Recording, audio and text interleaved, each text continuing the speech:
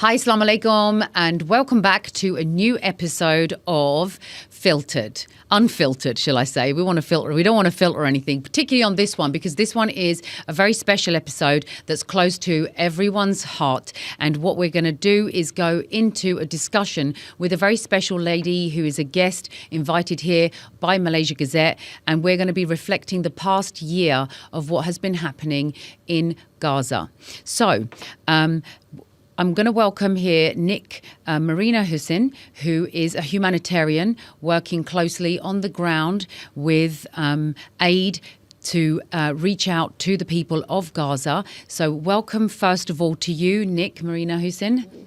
Thank you very much for the invitation. Oh, you're welcome. It's been a pleasure, and I'm really eager to talk to you. And I'm sure I'd love to thank Malaysia Gazette for inviting you as well. I've been excited ever since they've told me. Oh, okay. Yeah, Right, it's because it's close to everybody's heart, isn't it? Everybody wants to know how things are and what's happening, and especially to meet people like you that are have a strength to put something together to deliver to the people that need relief. Yes, that's true. And it's a team effort. But we need someone to start with that effort, definitely.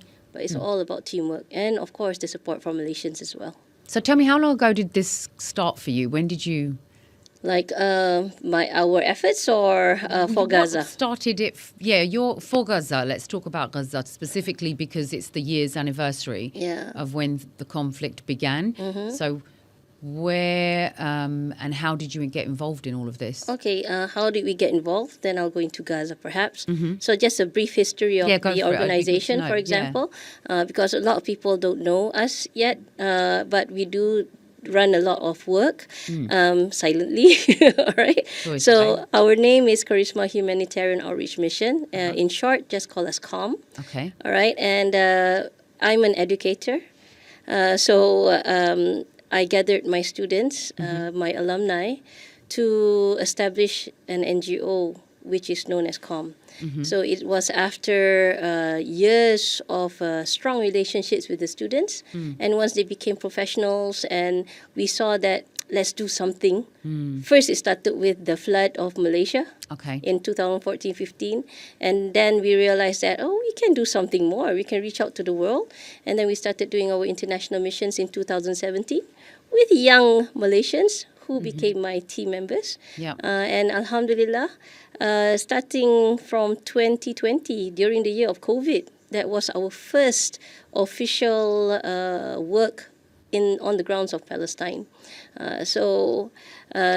It's been 4 years since we have been in Palestine, but our efforts actually to help through our students, through gathering of funds in small manners, that started in 2003 actually. Mm-hmm. So we have always been supportive. Yeah, we've been collecting funds, and then we pass it over to local NGOs whom we know, and then we hope that the aid will be delivered. But finally, when we established ourselves in 2018 officially, 2020, the year of the COVID, as you know, that's when we started work because at that time our partner reached out to us and they said that the sanctions, not only was the sanctions causing the people to suffer, but of course the COVID MCO. As you know, and we reached out to the people by delivering in immediate nearly 900 boxes of food just 2 days before Eid al-Fitr, which is 2 days before everything was of total closure at that time. The regime wouldn't allow the people to go out at all. And of course, we understand not only was it because of COVID, but also because of the situation in Palestine. But the latest, which is, as you know, today's I don't want to use the word anniversary. No, because it doesn't sound good. Anniversary is more like, something happy. So I would say the first year that marks the war, the marking of the war. 7th of October, we understand the war began, triggered by, of course, years and years of oppression. And on the 12th of October, just a few days after it began, our team was already delivering aid on the ground just days after that. And we didn't expect this war to go on until a year, which is today, and we have no idea of its end. No. There seems to be no light at the moment. And we still deliver aid until today. In fact, we just returned from Jordan to deliver humanitarian aid through the gates of Jordan. But but Jordan is just one way of the entry of aid. But we also have our ground teams. It's difficult to understand the scale of what you are doing. It doesn't, because anyone that looks on will think that. They're not understanding the scale, because I'm sure that this is quite a huge operation in itself, and the people that are involved. There's a lot to think about. Tell us a little bit about that. Okay, first, of course, is the strategic situation where you have to have a strategic mind. You have to start planning immediately. So, alhamdulillah, I've been raised in an army family. Okay. All right. Yeah. Discipline. My dad was an my army father's general. family's army as well. Alhamdulillah. Yes, so we are family. Yeah. So you understand how it is Yes. to grow up in a military background. And an Afghan mother, that usually changes things as well. You see? Yeah, it's harsh. So that's the situation. Yeah. So you understand. That's where I got it from then. Yeah. I can understand. I think that's why now. we warmed up so quickly. Yes, exactly. We understand that. We understand it immediately because we came from a very disciplined background. Everything has to be crisp and sharp. Everything has to be clean. Everything has to be in order. And everything has to be taken into consideration as well, because everything. you can't slip. Correct. You slip, you're in trouble. Correct. And you have to suffer the consequences of your actions. Yeah. Because that's how we are trained. Yes. Okay. Understand. And of course, there is a certain part of leadership inside, of course, Needed. when we are leading the team. Of course. So first is the strategy. When I saw that the situation was bad. I mean, the 7th of October, people were happy because of, the freedom fighters trying to gain freedom for the land of Palestine. But when the regime started to strike back, they didn't strike back in a war manner, in a manner of war. Because, as you know, what does war mean first? Yeah. War is arms against arms. Yes. Where if you have an arm and I have an arm, then I'm defending myself or you're attacking and so on. It's arm against arms. Yeah. But this is not arms against arms. This is arms against the defenseless. Women, children, the elderly, civilians.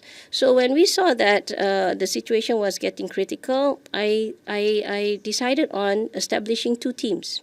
First, Team A, Team B. Very simple. Yep. So Team A was in charge of central Gaza until south, and Team B was from north till central. Okay. So that's how it worked. Yeah. And then there was a total closure of the north Gaza. I think I saw that on the news as well, because I was over there at the time. Yeah, okay. Yeah. So North Gaza was totally trapped. The people couldn't move. They were already warned to go south. Everybody was told to go south in November, 1 month after the war. But in January or February, as you know, the everything was restricted because not everybody could go down. For example, our photographer and our Team B leader, they decided not to move. They decided not to evacuate. They told their families to go down south. But they decided to stay because Team B leader, his father was sick. Right. And Team B photographer, he said that we have to help the people here that cannot move. Yeah. So they decided to stay back. And then came the Al-Shifa hospital attack, where everybody was caught, and you saw that they buried the bodies underground, unrecognizable. And our team members, the 2 of them, they were in the Al-Shifa hospital at that time. And at that time, I was in another interview. At that time, I was in Jordan in an interview, and I received a message from the team saying that, pray for us. We're stuck. We're surrounded. And they said there's no way out. And that's the last of what we heard until today. Of what we heard from them until, a few months ago, where, as you know, some of the hostages were released. Yes. And we found out from the lawyer that they are still alive, but inside the prisons. the underground prisons. And you know the cases there, We've the heard, torture, yeah. the torments. So that's the last we heard. So until today, we don't have any news of them. So our Team B was totally disabled. We couldn't move. So we continued with everything going on in the south. And I was like, what can I do? Because I know the reason why we did this Team A and Team B is so that if one doesn't work, the other one can still function. That's the whole Yeah, idea. makes sense, yeah. Okay, but now Team B was demobilized, and there was no way to reach to the people of North Gaza. And we were watching, everything comes out on our social media. Yeah. We were watching, starvations and death from starvations. Children were dying. Not only children. At that time, 27 people had died because of starvation. And we saw the first airdrop being conducted by the Jordanian Royal Air Force. And of course, the king was involved in the airdrop. And when I saw that, I was like, okay, there's a way. Yeah. Tu je. The first thing is like, there's a way. So we contacted our partners in Jordan. For your information, we have been working in Jordan since 2017. Okay. So we have very, very strong relationships with the authorities there and with our partners in Jordan. So the higher authorities. So we contacted the highest authority that we had, our partner, and he said, let me talk to the king and the prince. And he did come back to me in 24 hours and he said, Calm, you have the green light to do an airdrop. And we immediately set to Jordan in 2 weeks. And we managed the airdrop where what we did was in Jordan, our job is to make sure that everything is in order. So we informed the embassy. We even invited the representatives of the embassy to join us at the warehouse where we were packing.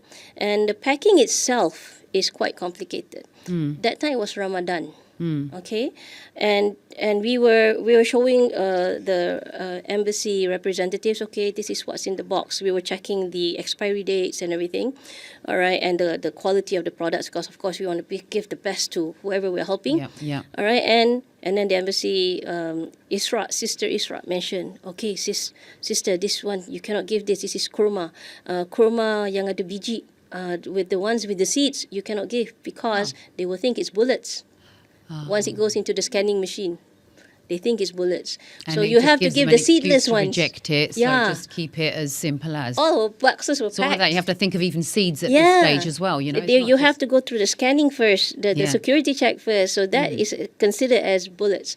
So we had to reopen all the boxes and replace them with, you see? Yeah. So it's not just what you see on the surface, but even then, it's a huge achievement, isn't it, to do that first airdrop itself and to be a success. You mentioned there's complications that can come and all the things that you have to think about with airdrops. It's not a simple process. Well, I can tell you that I'm not proud of the airdrop. It's not something that we're proud of, but it was needed at that time. It was critical to get food to the people, no matter what. So you cannot just, we cannot just say, okay, let's do airdrop I mean, of course, it's an achievement. I know what you're saying and the proudness of it, but it is actually something that was, you saw an opening and you did it. Yeah. And it so was in that based sense, on, desperation. Yeah. It was based on desperation. The people were desperate to get food. We were desperate to get aid into the grounds. And that was the only choice we had. And the only choice of all choices, of all negative choices that we had, that was the only choice. And that's how the aid was dropped. And alhamdulillah, it reached to the people. And they were very happy about it. We understood that in certain airdrops, they would put on the GPS systems to know where it dropped, actually, the government. And alhamdulillah, it was dropped actually on the 2nd of Raya, Aidil Fitri. Oh. So it was something that we felt like, oh my gosh, we're celebrating That here. little bit of happiness. At least we give not a bit, but a lot of hope. Actually, one box. This is one thing amazing about the people who are displaced. Okay, not just Palestinians. We're talking about Syrian refugees because we do a lot of work in Jordan for Syrian refugees, the crisis there. And we witnessed just last week, because we just got back. We witnessed where we had given our Syrian refugee a box of food in July, and it still exists until today. So they stretch out. They stretch out the food. It's like when you have flour. For us, flour is baking. It's making pancakes. It's baking. It's baking. That's all we see. Yeah. But they can do thousands of stuff with just 1 kilogram of flour. So they stretch it out to the most that they can. So we understand that even those little things that we give, whether it's just one bag of beans or whether it's just one, tin of tuna, they are going to stretch it out as much as they can. So it's not a little bit of help. It's a lot, even though it's just a tin or a bag. So to somebody looking from the other side, it seems so small. Yes. But for when it arrives, even just the value of it and then what they do with it is huge. Because we're comfortable. We're comfortable. We can just pick anything up, You can choose. There was once we do send emails out to our donors and we will inform them of everything. And at that time, it was the first part of the war. Yeah. First part meaning earlier days, and we were sending vegetables and those things. So a donor was questioning or asking through the emails like, instead of vegetables, why don't you give this? Instead of this, why don't you give this? So it so seems that I came across an Instagram post from one of the people in Gaza. They said the magic of a cucumber. Where one cucumber she managed to get the cucumber from what was smuggled into Gaza. Right. And that cucumber was given to her family. She cut it in half and ate a quarter of it and then gave one to a neighbor, gave the other half to a family member, and then they cut it in half and then they give it to another family and then they stretched out. So one little cucumber fed 9 families. You see the impact that we have, even though to us it's like 10 ringgit, what can we do with 10 ringgit? Allah, I feel so embarrassed when I give 10 ringgit. No, don't feel embarrassed. Yeah. You're doing great work. 5 ringgit, 10 ringgit, you're doing the greatest thing for a human being who is in need. So it's understanding the need, isn't it? People you can't reflect. You cannot comprehend and well. you can't comprehend on a need until you've been in a needing position yourself. And that's the difficult part for people because because it has been going on for so long, they're desensitized to not just the images, but also the needs, because the images have become just images. Correct. In their mind. But actually there's a reality, and that's why I was so, I was just eager to meet you because you've been there, you've seen something, and it's in your eyes, it's in your head, and I'm sure that there's a lot that you have seen and experienced that you can share, and this is something to get out to people to understand that the tiniest little things, detail, tiniest amount would make all the difference. Yeah. It's a drop in the ocean, made the ocean, right? True. Yeah. If not for that one little drop, there would be no ocean. There would be no ocean. There'd be no ocean. So that's what you've achieved with, I know you're saying you're not proud of it, and I understand your reasoning why you're saying that, but it's still a huge achievement from the day that you began with everybody that needs relief and support amidst all of this chaos. There is, and drilled down to the smallest of details. Yes. Yeah, you've brought something out, and that's something that needs to be shared with everybody. Yeah. So, going into a little bit more of a personal side. So we've talked about, what you've done and how it's really helped. And obviously what people can do is to support everything they can and not overlook it. Yeah. It's easy to overlook because you think, well, there's this, they see that it's a charity. This is a charity. This is a charity. And, they give to the charities, but they don't. Sometimes people stop because looking at our lives, the way we have them and the way that our lives flow so seamlessly and concerns that we have, are so minuscule in comparison to that. And I know that it's impacted a lot of people. It impacted me. If it wasn't for, what occurred, I wouldn't be here today. Yeah. And that was something that it's an eye-opener. It's an eye-opener. But there's still a lot more to be done to keep it alive and for people to really empathise. The empathy side, I think, is dying off a little bit, As time goes by, you scroll. Yeah. And then you scroll. And then you scroll. Yes. So, okay, what's next? Last time you scroll and you stop. Oh, no, what's this? Oh, no, Well, now we're seeing it in Lebanon. It's, it's not as shocking as it was when you initially Yeah. saw it in Gaza. It is shocking. It is Shocking painful. because it's spreading. Yeah. But then it's not like, Well, oh, people are more no, concerned, is it going to come to my doorstep? I think yeah. that's what it is. And it's only when it comes to your own doorstep that you feel the impact of something Yeah. and understand it to any degree. But we're so lost in the world that we're living in right now. And maybe that's the purpose of the world, is to lose us, whilst these actually everything and anything that people do, they only have to pause for that 1 second Yeah, that's and true. think. That's true. Because the minute when it becomes a normalcy, Mm. you know, your heart has become hard. Mm. And And that's what you mustn't allow. Yeah, we mustn't allow. You have No. to have light. You have to watch. You have You to have look. to have a soft heart.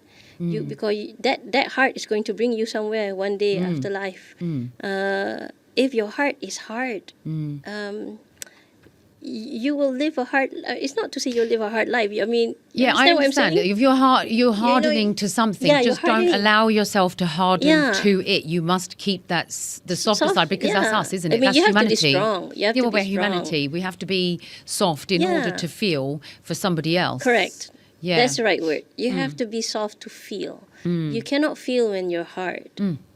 No. No. And the trouble is that your own burdens and stresses seem so huge, and you're hardening because of that. And this is, it's almost like you're watching something. It's like a movie. You're seeing something on the television, so you're not relating. And that's the bit they must stop and must watch. And They have to understand that these are real people. this is It's not a occurring. movie. I can say that, there was when it first started, and there's a lot happening around the world, and trying to empathy was the first thing. But how can you, when you're living in the West with your comfortable lives, and even here it's very, people are comfortable, but I have to say that people are still very soft on this side. Oh, yeah. It's I don't know what it is about being in the West where you become hardened. You do become hardened. And it's not everybody that's got that softness. But focus is here now to understand and get that message out there. So can you share some of your experiences that have really touched or been, I won't say memorable because that's the wrong word, isn't it, really? But that has had a lasting impact? Quite a few. Well, from our side, because we are working from outside of Gaza, but we do every time our team sends, deliver or distributes the aid. Yep. They will have to report to us. They will have to give us the videos of the footage on the ground during the process of the preparations and the delivery. And we always request, whenever it is safe, to sit down and speak to the people, and let them speak to us, because we're not there with them, but we're there for them, and we want to understand them, and we want them to let it out. If you want to let it out. Okay, so I watch those videos every time I receive it from the teams. I will have to go through everything. I think what I see is more of how Malaysians have impacted them, actually. I don't want to focus on what's sad. Same. Because it is a sad thing. I mean, nobody's happy about what's happening. No. I mean, even with the escalating situation to Lebanon and Iran and Yemen, nobody's happy with that. It's sad to know that. It's heartbreaking, actually. I mean, a mother looking at, how many children do you have? 5. Don't start me off here. Yeah. You Don't see? stop. You see, you relate Yeah. that to your own. I mean, Yeah. even if you watch Yeah, the videos of mothers hugging their children and kissing the deceased, the martyred children, I mean, of course it brings tears to your eyes. You cannot avoid that because you're a mother yourself. But you try to prevent yourself from overflowing with sadness. Emotions. Yeah. With these emotions, because you need to think, you need to You stay focus. strong. Yeah. Stay strong. Yeah, you have to stay strong. So among the things that why we stay strong is because the people want us to be strong. Yeah. They're not saying that. They never say that we are weak. Yeah. They always say that we will remain steadfast. We will not leave our lands. We will stay here. The thing is, the first week of the mission, the 12th of October, as I mentioned, was our first during this war. After that, I did call my team member on the ground, and I said, can it get inside? Because we're hearing all sorts of news, and people are asking us questions. What do we answer to them? And he said, Marina, you don't worry. We will find a way. We've been in this war for so long. We will find a way. So when I hear we will find a way, what about faith. us? We will find a way. Yeah. I mean, we will find a way to help them find that way. Yeah. They need us now. So don't leave them. So if you keep on scrolling and scrolling, you're already starting to leave. So the things that I noticed. Yeah, that's a very, very, let's stop there. Yeah. Actually, that's a valid point. The minute you're scrolling, you're already leaving. Yeah. Yeah, it's true because, and it's come to that. It has come to that because come after a to while, that. it's not trending anymore. Yeah, or it's Or repeating, isn't it? It's just like the Syrian crisis or any crisis of the world. I mean, don't forget them. A lot of people have been forgotten, but this one, don't forget Because it's them. still real. It's still real. I think that's where people are getting lost with it. They're scrolling past. They are hardening to it. That's a way of living. Yeah, they're leaving. They don't realise. And moving on with their with their lives. Yeah, their lives. Because remember the time that it just started, everybody was like, everybody was like, some people feeling depressed. Donations and people do. Oh yeah, we saw people all of were that. saying they're like, it's so yeah. depressive. It's so depressing to watch this. It's so like everybody was stuck. They Everyone. wanted to leave, but they couldn't. Yeah. But now everybody can leave.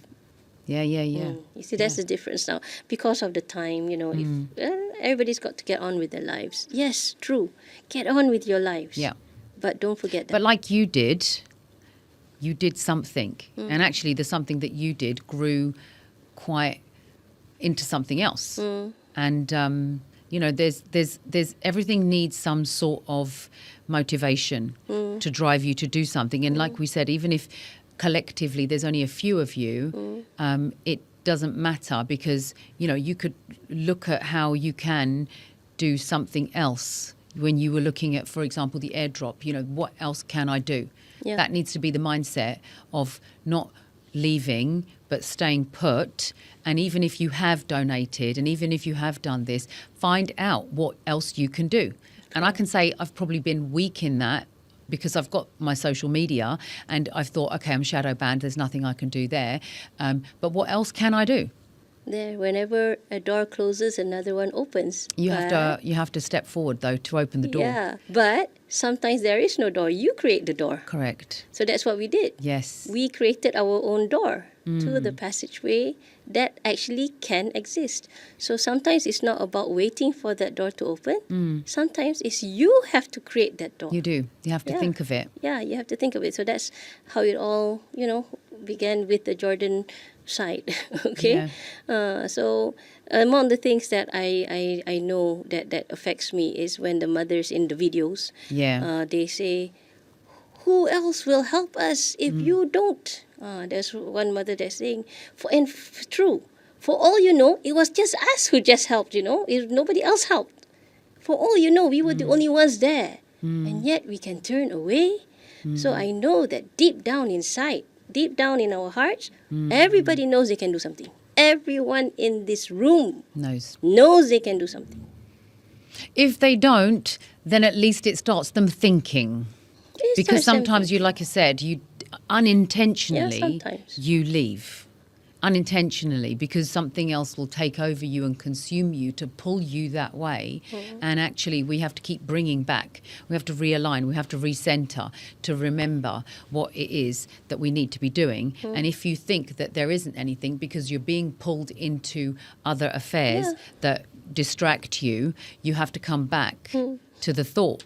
And I guess the only way to do that is to maintain awareness and somehow utilize whatever ways and means that you have. And even if it's the smallest thing, like, I don't know, responding to somebody with something, anyone that is... I tell you something else. I mean, I don't know how deep, we're going to go into conversation because this is unfiltered conversation and we're on air. But there's so many opportunists out there. And that's another problem. When people are donating, there are, unfortunately, other people who are trying to benefit from the situation. So knowing that they direct their money to somewhere that isn't a charity organisation that is trying to make, or not necessarily, Misuse. there's, it's not just the charity organisations. There's people out there trying to raise GoFundMes, and you've got generous people who are giving to those, and actually they're not going to where they need to go. But also I'm not sure if the same situation is here, but when you're in the West, there's charity organisations where actually your bulk of donation that you think is going somewhere is not reaching where you want it to. Yeah. So I guess if people want to donate, what recommendations, what advice would you give them? I think the first thing is How? everyone has to educate themselves. Mm-hmm. Okay, we have to educate people, and every individual has to educate themselves. For example, of course, there are lots of people in this world. Yes, of course. Good and bad. And we have the responsibility to not condemn everyone, but to filter intelligently. Let's put it that way. One way is to find out what is true and what is not true. There's so many ways. You have the internet now. You can Google and you can visit their websites. But you're getting people reaching out as well, people that are reaching out to other people on social media and saying that they are there and able and setting up these. Yeah, setting up this. That's why you have to go for the audit report. Right. The audit reports. And of course... oh, you mean ask them to provide? Yeah, ask them to provide, because okay, that's transparency is important. Okay. So if you feel that you want to make sure that is this legit, yes, is this true, just email that organization and request for an audit report. Right. Once you get the audit report, you have to make sure, not just read the audit report, you can contact the auditors. Because if you're audited properly, like for example for COM, we do our external audits. That means we appoint professionals. And people will be forthcoming with that information, won't they, if they're genuine? Yeah, so you can even contact the auditors and ask, is this true? The company, and you can look into the auditors, whether they exist.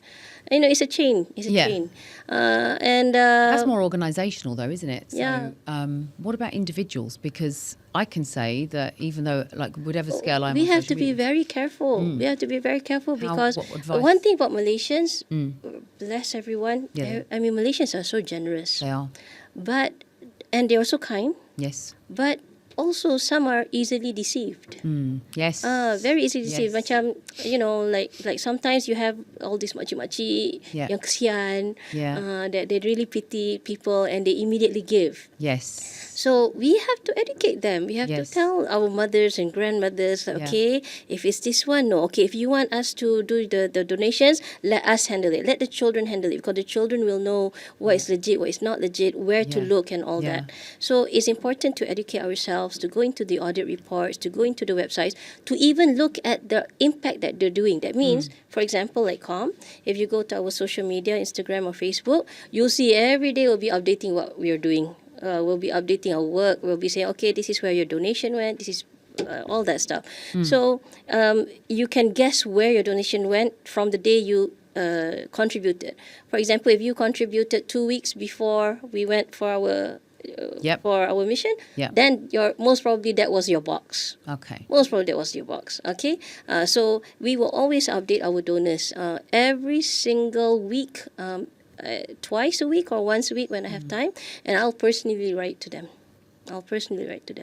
So it's something that we have to make sure that we're in touch with the people, and we have to be as transparent as possible.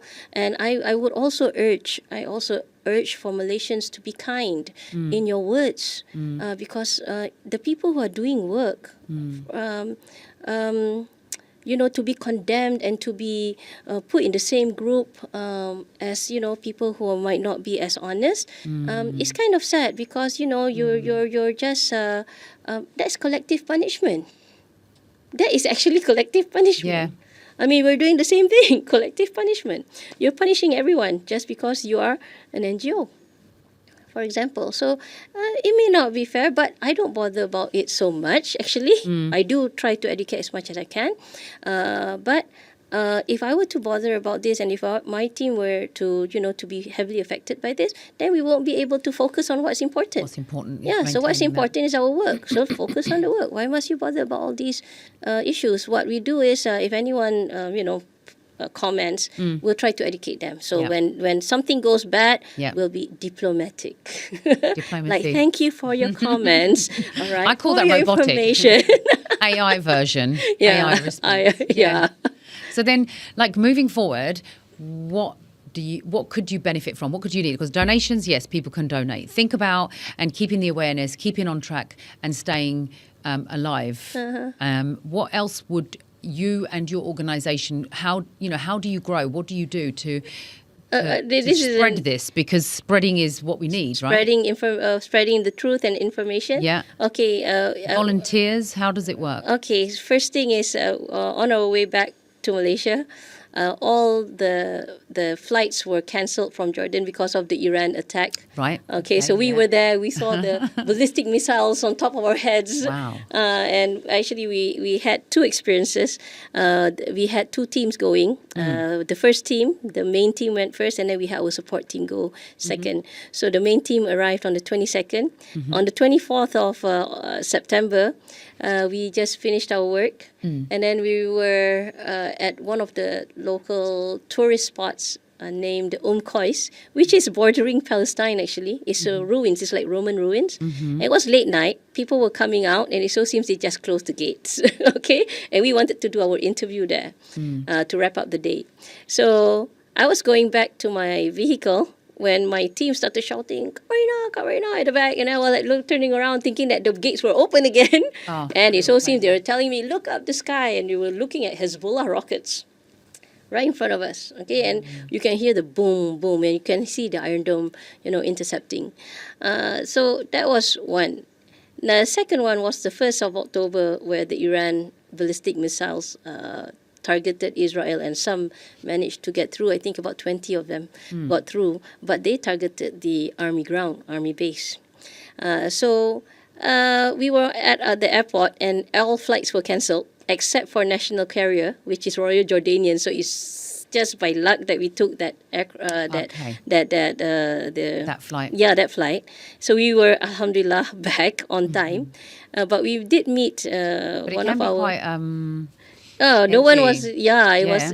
was like because you don't know are we day okay? to day. You actually don't know, do you? You don't know when you don't they're know going to day strike. to day. No. Well, strike or what Don't whether know. you're, the reality when they say people say this, don't they? You could go to sleep and you might not wake up in the Yeah, morning. yeah. Think about what you're doing today. Yeah. Actually, there's you are that's real life. That's real life. Yeah, Yeah. that's real life. So when we were at Wow. the airport, one of our team members, Arshad, he likes to chat with people, and he met up with this guy working for UNHCR, and he was asking, he was asking something of the same question that you're asking about our organization. And I said, his name is Sulaiman. I said, Cik Sulaiman, actually, I'm an educator.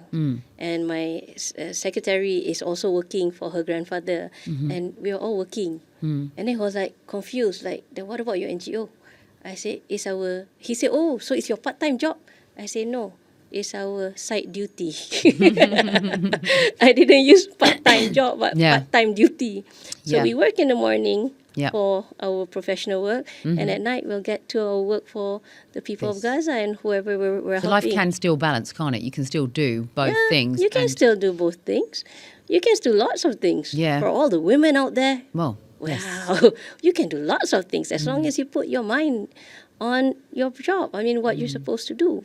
So, how does it benefit us?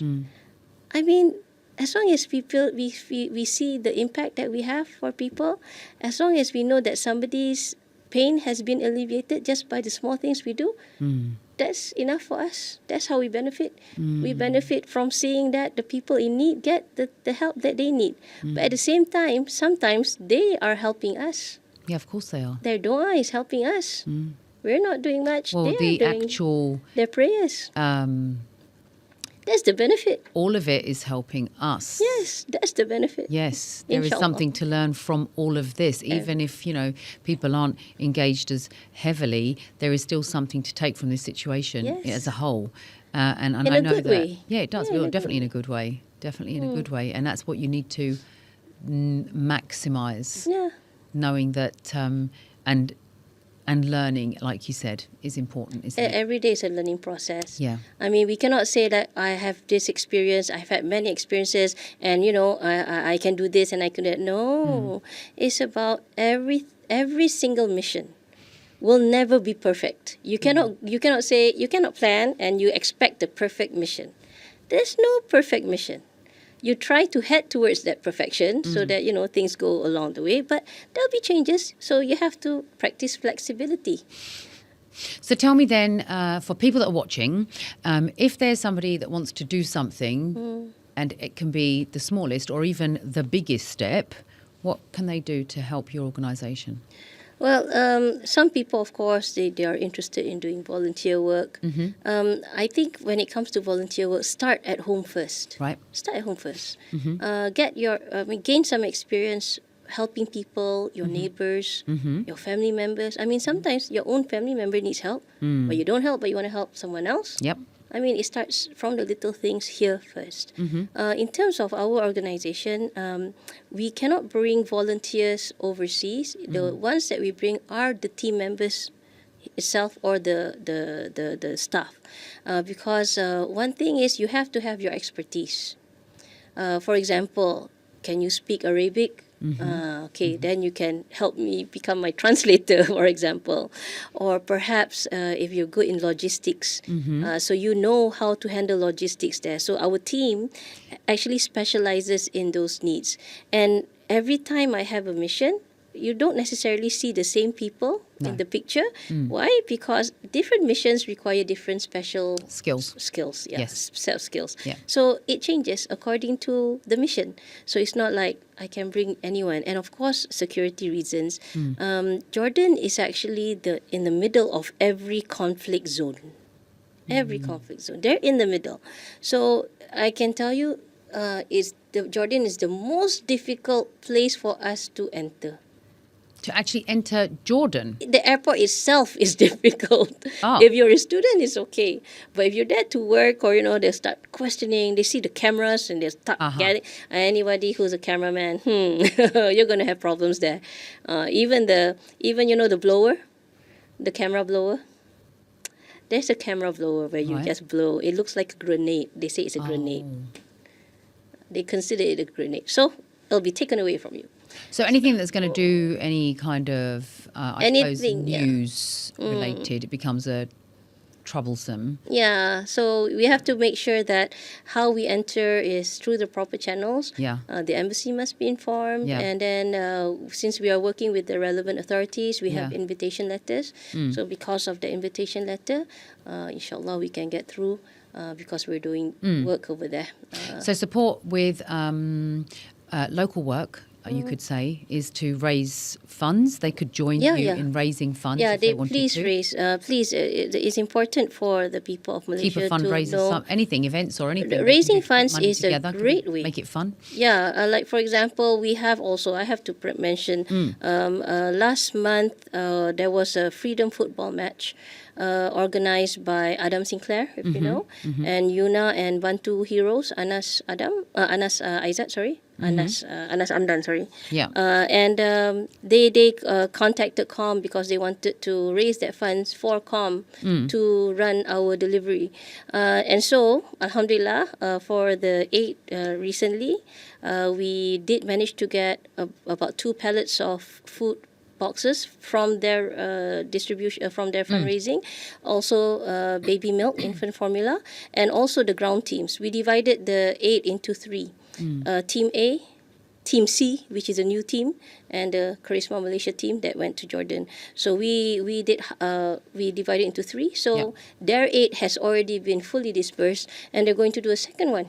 They're going to do a second fundraising event, which is great because even my students, because I'm an educator, they actually raise funds also. They gather their friends to raise funds. They even run events. And of course, individually, I mean, just visit our website. Do please Yeah. visit our Yeah. website, www.com.org.my, and you can go to the donation button, Yeah. and all our active campaigns are there. If you're interested in wanting to help the That's a people good of Gaza, idea. So there's some then you structure go they there. can follow. If they Yeah. need the help, And they can go to the website. yeah, they go to the website, and Yeah. everything is stated, because seriously, I like to explain everything, so it's too detailed actually. Mm-hmm. Yeah, it's too detailed, so it's long. So if they Read want to it. know, Stop and pause and yeah, learn. because most Yeah. of the time people don't read. No. But those who read, Unless it's gossip. they know. Yeah. Yes, true. If it's gossip, they'll be True. watching. Yes. So listen, I'm thoroughly grateful. I wish I could. I'll probably sit here and talk to you for ages. Like you said, we clicked straight away, and I'd really like to just hope that the conversations that we've had have been inspirational to everyone watching. Go to the website, think of something, do something, because we need to remain on track with this. So I'd like to thank you for everything that you've shared. There's so much more that I wanted to know, but we maybe save that for another visit. Inshallah. And I hope you guys have watched, learnt some more, been inspired, touched, and reopened. We can call them, your hearts that may have kind of closed off or been hardened over time, because it's not something that is lost for words, really. It's difficult to talk about something like this, isn't it, really, and say what you want to say. But just, open your hearts back up again and increase your awareness. So from that perspective, I guess there isn't anything more that we can say today except for maybe a prayer and dua that, Allah makes it easier for everybody that's involved in it, yourself, the people that are struggling, the aid workers, the people there. Exactly. Everyone. Just a dua for everybody that they stay strong and healthy and keep pressing forward with achieving what your mission is aiming to achieve. Well, thank you so much. Yeah, that's it. Definitely. Okay, thank you guys, and look forward to seeing you next time. Hope you've enjoyed the show today and it's touched you in a way that it's touched me. Thanks for watching.